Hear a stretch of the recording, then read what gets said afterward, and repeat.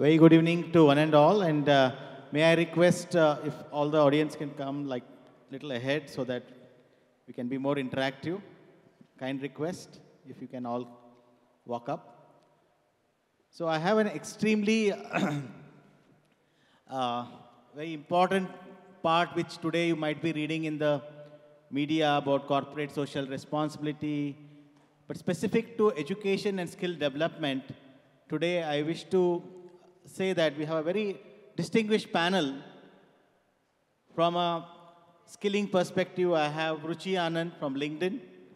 I have Mansi Kasliwal from Byju's, who is a vice president and also in charge of the social impact side of it. And I have an execution organization, Ketan Deshpande, who's founded this organization. And I'll not go into details. What I can do is I can start from Ruchi with a brief introduction, and then we'll take first round, and then I'll start my questions. Over to you, Ruchi. Sure, thanks. Good evening, everyone. Thank you for staying back. For all those of you who are still here, we promise this is the end. I'm Ruchi Anand, as and I head the Talent and Learning Solutions business for India, for LinkedIn in India. And just to kind of give a little brief in terms of course, you all probably know LinkedIn as the blue app on your phone, but underneath that app is this very active network that actually gives us a lot of trends and insights of the professional labor market because it's powered by something that we call as the economic graph, which essentially is a strong network of 870 million members, 3 new members joining every second, and almost at about 14 million jobs by about 47 million companies. And this active network with about 120K schools, 39,000 skills on the platform. And why I'm saying this is that all of this essentially powers the platform, and our vision is really to create economic opportunity for every member of the global workforce. And that's what really drives, I head the Talent and Learning Solutions, and that's what we do at LinkedIn. Over to you, Mansi. Hello, everyone. Good evening. And like Ruchi said, thank you so much for staying back. And we'll try and keep it short and crisp so that you can enjoy the session. Like I said, I'm Mansi Kasliwal. I am responsible for all of the social initiatives at Byju's. And I know a lot of you know of Byju's as an edtech company, the pioneers of edtech, actually global pioneers of edtech. What is interesting and why I'm here is to tell you also about the social impact work that we do and how we are trying to build one of the world's largest impact-based education program also, where we are able to teach multiple underprivileged children because we understand the importance of education, of course, and especially early education for children in terms of the nation building.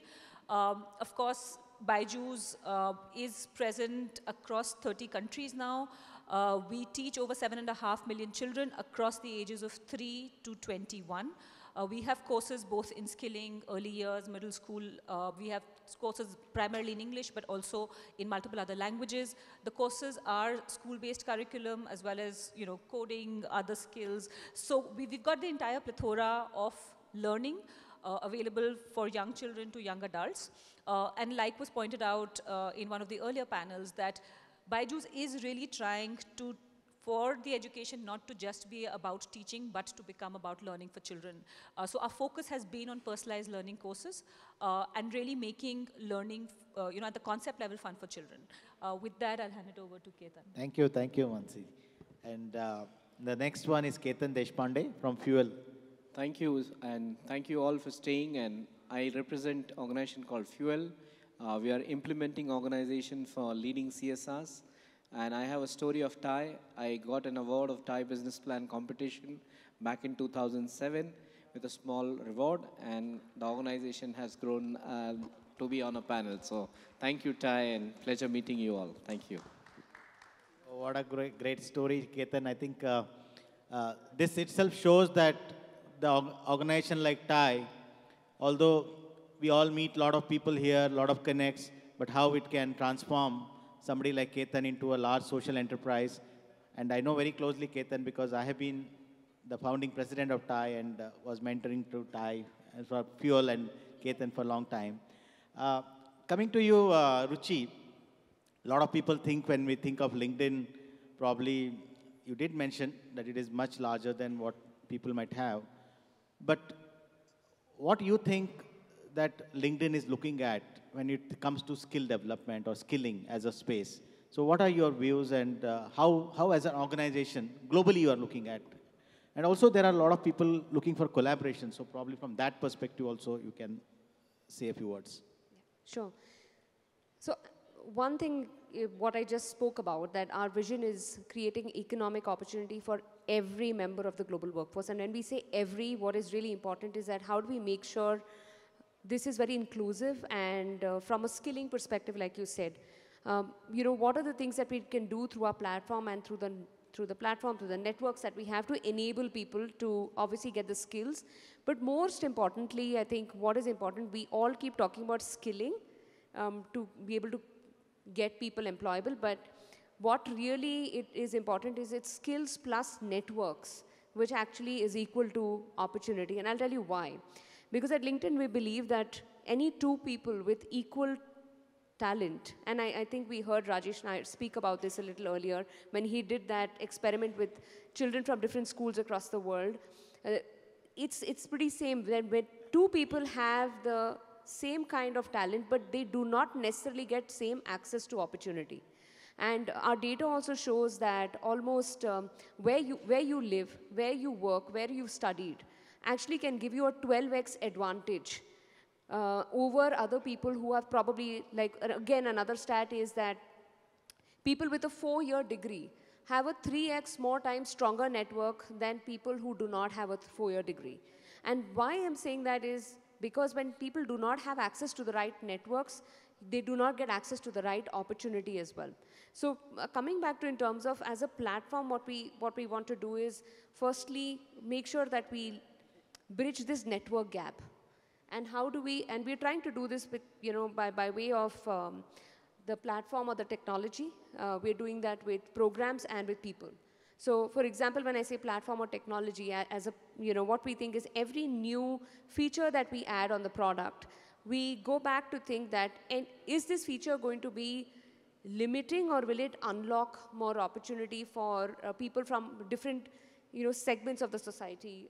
Is it going to create unintended consequences of inequities?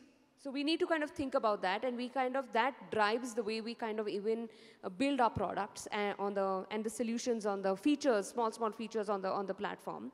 The other is with programs. So also what we do is we kind of make sure that we have a lot of programs where we bring in people to actually experience. So for example, we have one return-in program where we work with women who have been on a career break with apprenticeship. We kind of skilling them, giving them opportunities, and various such programs. We've got programs like Reach and all again, which we ran in the US, return-in and coach-in we do in India.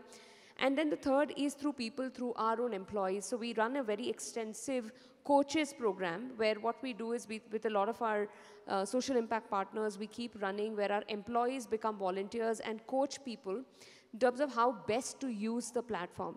So there is obviously a skilling layer which is being used through the LinkedIn Learning platform. Just recently, we've once again announced along with Microsoft, we've unlocked 350 courses. The aim is to be able to reach 10 million people, learners, to be able to give them access to the right courses and the right kind of learning paths, which actually enable them to get the right jobs. And during COVID, again, Microsoft and LinkedIn together we were able to globally reach 80 million people through these courses that we unlock. So there are these various ways and the reasons why it is about skills plus network, which actually gives access to opportunity for more people. Thank you, Ruchi. Mansi, when we think of Byju's, we keep reading about great valuation and $22 billion. We are very proud about an Indian startup in a decade transforming from the startup ecosystem to where it is today. We are all talking unicorn, but it has crossed much greater levels. But you heading the social impact part of it, I want you to enlighten about that and also opportunities for people to collaborate. Yes, I think everyone knows of Byju's as the most valued startup. But what I'd really like to bring your focus to is that while we are definitely invested in creating shareholder value, a very, very important philosophy of the founders is also to create stakeholder value. We definitely, by being in the space of education, we realize that we have a responsibility towards nation building. And as part of that responsibility, we also have the responsibility of reaching out and providing access to good quality education to children who can't really afford it.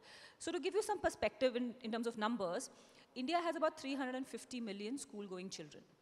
Out of those 350 million children, 250 million children go to government schools in the rural education system. Do you want to guess the teacher absenteeism that is currently in government schools? Only 25% of these schools that I'm talking of have teachers that are present. One is to have teachers employed and the other is to have them be present in classrooms. So only 25% of these rural government school classrooms actually have teachers, which basically means that this entire generation, the demographic dividend that we are so proud of and that we are hoping will help in nation building is actually still nowhere near great competency, nowhere near basic numeracy and literacy learning levels, right? Now, that just gives you an idea of how deep this problem is. Of course, with this problem, there are other issues of gender inequality, where we see mostly girl children dropping out of STEM courses by grade 5. We see very, very few children, even male children, taking up STEM courses. So there are, other layered issue in terms of what kind of learning these children are receiving. The primary issue is children are not receiving education at all, even though India has declared education as a fundamental right for every child. Coming from that perspective, being in the position that we are, what was very important to us was to start a very structured program and say we will take the responsibility of at least providing access to all of these children who currently don't have access. So in early 2020, we started having some discussions of how is it that we can build this program where BYJU'S can be at the center of being the knowledge provider and ensuring that children in all of these rural areas or children coming from underprivileged backgrounds, even in urban areas, can receive education. So we launched this program called Education for All. Under Education for All, we set ourselves a mission of providing access to digital education to 1 million children by 2025. The pandemic hit, school closures happened, we saw huge adoption and we met a target of 3.5 million within the first year. So we very quickly revised up our mission and we said by 2025 we will reach out to 10 million children. Very happy to say we are already at a 5.5 million number. Now, to think about it, we all discussed this is digital education. Is this really the right way that children should learn? What about devices? What about internet access? What about electricity? Yes, those are all issues. But what is interesting is that once you provide access, once you go out there and say that, look, I'm giving you something that's free and that's valuable, all of these other things fall into place. The way that we are building these programs is through completely collaborative efforts. And that's where, Santosh, to your point of how can TIE or how can other such integrator organizations come in. BYJU'S has a really small team that works on this, interestingly, but this team is able to reach out to such a scale because what we do is we do program design. We bring in people like, here, Fuel, who's responsible for implementing our programs on ground. They already have a reach to students. They already reach out to students. They are mission aligned in terms of wanting to teach these children. While they're focused on skills, skill building can only happen if your basic numeracy and literacy are in place, right? So that's where we step in. The journey starts with us, with children learning on the BYJU'S platform, progressing on to becoming, say, taking programs from Fuel for skill building, and then perhaps moving on to the LinkedIn platform for jobs. So that is exactly where BYJU'S is coming in, creating collaborative partnership programs. Currently, we are working across 500 districts out of the 766 districts that the country has. We are working extensively in aspirational districts. We run a program with the Niti Aayog, which is the aspirational districts program, where we are actually scouting meritorious students who are interested in taking up medical and engineering careers, and therefore we are teaching them. It's a very, very immersive 2-year program where we are setting up centers in aspirational districts and students are coming there for classes. So everything from really dedicated, high-touch, programs for children Two, sort of massy programs where all of our NGO partners who are working in the space of education receive our content for free, and we enable them through other corporate partnerships, through CSR fundings, through government support to actually make that program accessible and feasible on the ground.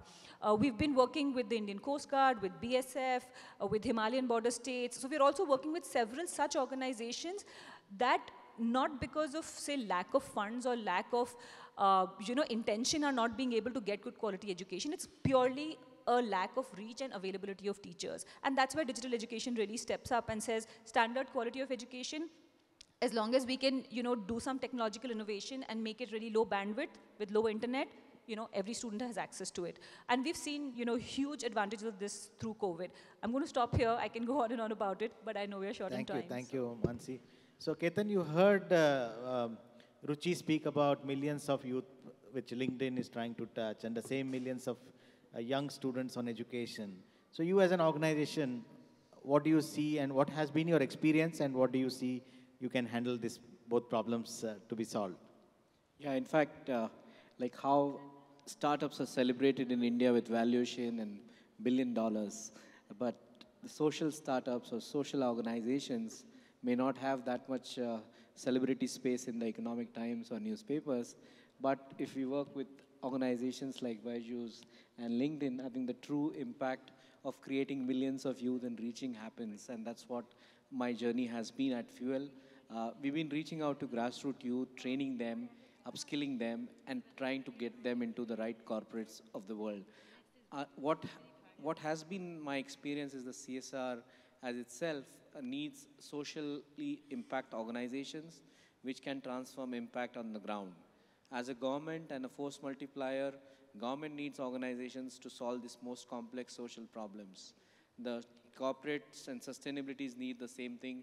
Today we had a pitch competition at TAI where we had so many startups bringing sustainability angle, bringing social angle, CSR as one of the revenue stream for their own products and services. So this shows that there is a shift which is happening. Digital India, Make in India, Skill India, all need quality human resources. Everyone from the government to the corporates to the ecosystem players are advocating for it. But we really need the social entrepreneurs who can change and transform these complex problems into reality. So I see a lot of startups, young people at TAI who want to make that difference in the community. So this is a very good model where you can pitch to organizations who are creating impact and then make it and scale. And in my experience, it has played really wonderful. We have been able to raise grants. There is a tough process of getting selected to these corporates. There are RFPs. So even if you're doing a social enterprise, it's almost similar to what for-profit is. You have the processes, you have to create an impact.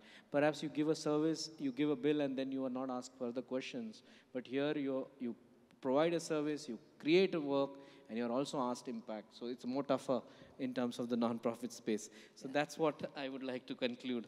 Over to you, Santosh. Mansi is jumping onto this, Yeah, so I I'll just ask you to. Yeah, I just wanted to add to that, that in fact, in the social space, there's a triple bottom line, right? Besides the profit loss, you also have to show impact. So it's actually a tougher call to be able to do that. But I see a huge shift amongst even large organizations who are now starting to look at, like I said, stakeholder value just more than shareholder value, looking at the triple bottom line. In fact, now even looking at the quadruple bottom line and saying what is going to be the longer term impact in terms of environment and all of that. So I think there is definitely a huge shift, and the coming together of corporate social enterprises or solutions that are technological solutions for solving problems at large, and then last mile delivery players such as Fuel who step in and actually implement all of that on ground. So I think that collaborative effort is now really starting to come out in various forms, and many structures are available for funding, even in the impact world.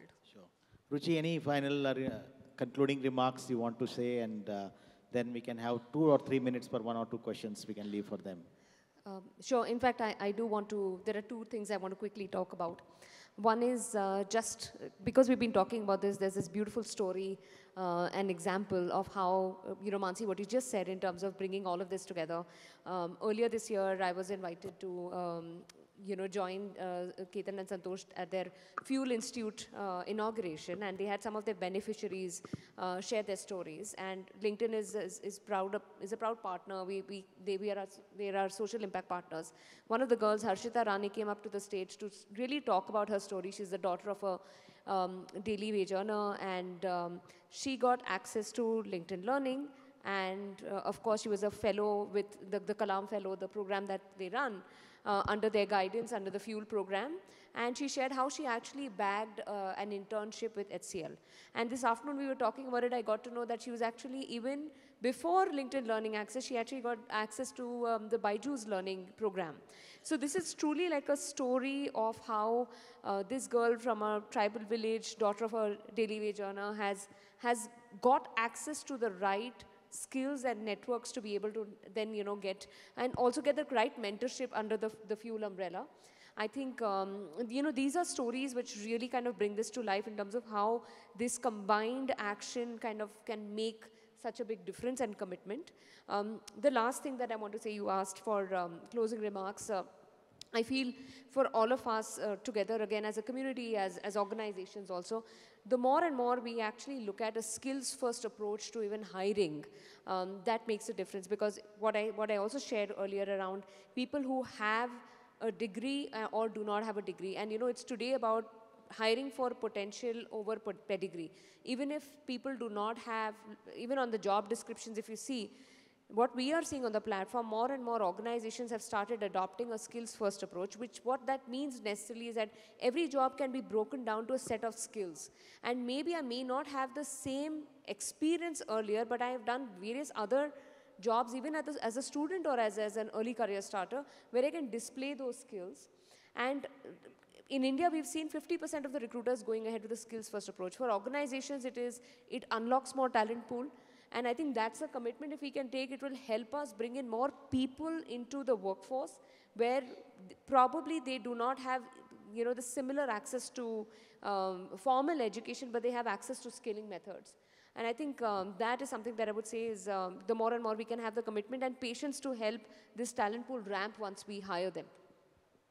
Thank you. And I think in the interest of time, just want to conclude from all of you that while you want to conclude a few remarks because she spoke before. So that I'll have one question at least from the audience side so that we can, if they have any views or anything, yeah, we can. Geeta is a known friend. Go ahead, Geeta. Is it on? Okay. This is for Ketan. I was there when you got the TIE award. We were very, very proud of you then. And you have had a phenomenal growth in your company. So now going to the next level, what is your plan? Is it going to be collaboration with Byju's and LinkedIn's of the world, or you're going to grow on your own? What are your plans? And of course, I have to congratulate you for all the efforts and the growth you have experienced so far. Thank you, Geeta. Announcement is awaited. We are working on it, and I'm working very hard. What would be the next step so that more social entrepreneurs like me can come into this? And we will, in our nation, we need many social entrepreneurs to scale such efforts. Many organizations like my Fuel is required to solve the most complex problems of skill development and education. So we're working hard with strategic collaborations with like-minded partners, and we're trying to replicate and scale this up as much as we can by doing our efforts. Thank you. Well, I'll join hands with Santosh there and also through Tai on the other hand. We'll be happy to hold your hand and help you to go to greater heights. Thank you, Thanks. thank you. We'll take it forward. And for all the audience here, they can, okay, one more. I have Anand. Go ahead, Anand. I know most of them. Huh? Hi, Santosh. I have taken pitch from at least probably 150 social entrepreneurs who are trying to build something with a lot of passion. They come in and try to do a lot of this stuff. But there's a hard stop, very big hard stop for all these guys when the CSR doesn't turn up on their doorstep. Yeah, ATG, FCRA, all those issues, right? So how could this be solved? Otherwise, all these people with their dream that they start off on a social enterprise, there is no life for them further when the hard stop happens. Is there anything that can be You done go on ahead, this? Ketan. I think you know better. Yeah, I think there is on a lighter note, a lot of fraternity on CSR, and everyone says there are more updates and amendments more than the Windows update which we get. But positively, if we look at it, the law was getting evolved during the first phase, so they explored and gave amendments where everybody was invited. And slowly after the law progressed, they made it tighter and tighter so that more and more good organizations come into the picture. But while doing the same thing, I think the rule which for profits are also coming up with due diligence of any startups, similar way it should be looked at. There are certain stringent rules which they have put in, but at the same time, those rules in the lens of government, if we look at where they have to choose from different organizations because of the sheer nature of population and the number of organizations are available. So they have followed a process.